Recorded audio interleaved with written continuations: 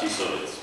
Sľubujem na svoju česť a svedomie, že budem riadne plniť svoje povinnosti, ochraňovať záujmy mesta a Slovenskej republiky. Ústavu Slovenskej republiky, ústavné zákony a ostatné všeobecné záväzné právne predpisy budem pri výkone svojej funkcie primátora uplatňovať podľa svojho najlepšieho vedomia a svedomia. Sľubujem.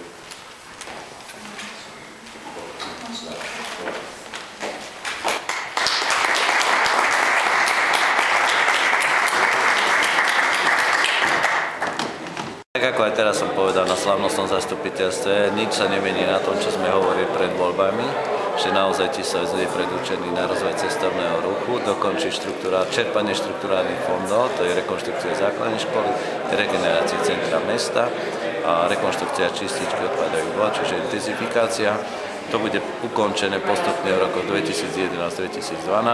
Dva projekty sú pripravené na čerpanie zo štrukturálnych fondov rozvoja cestovného ruchu v roku 2013.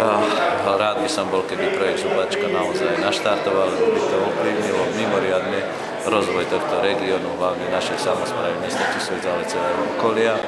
No a potom je to dokončovanie rekonštrukcie tých chodníkov, miestnych komunikácií, zlepšovanie životného prostredia a udržiavať nás ďalej tú našu miestnu kultúru a šport, ktorý myslím si, že počtu obyvateľov je na veľmi slušnej úrovni.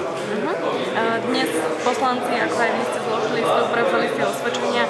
Na tom pracovnom rokovaní sa už budú voliť členovia komisí. Áno. Mestská rada nebude. Nie, nám sa to osvedčilo 2 funkčné obdobia.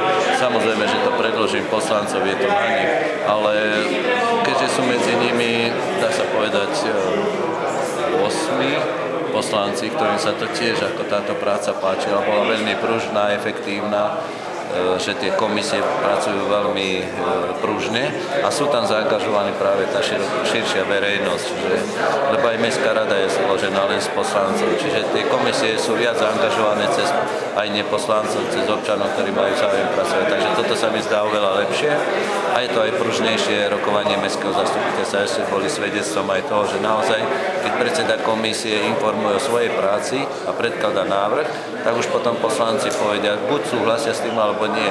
Ak nie, no tak musí povedať, aký má iný názor a práve v tom je tá efektivita tých rozhodovaní. Dobrá, posledná otázka. Dostali ste dneska zaujímavý vianočný darček, preukaz do knižnice. Plánujete ho využívať? Do knižnice chodím tak pracovne, chodím, že či majú problém, ale čo s tým, nejak som nevyužíval knihy. Robí to tak, že manželka, keď ideme na dovolenku, tak zoberie strašne veľa kníh, vtedy strašne rád čítam na dovolenke a ja som naučený tak, že keď ráno čítam, tak neodídem od niekým, nedočítam. To je taký môj zlozvyk, nemám rád rozčítanú knihu.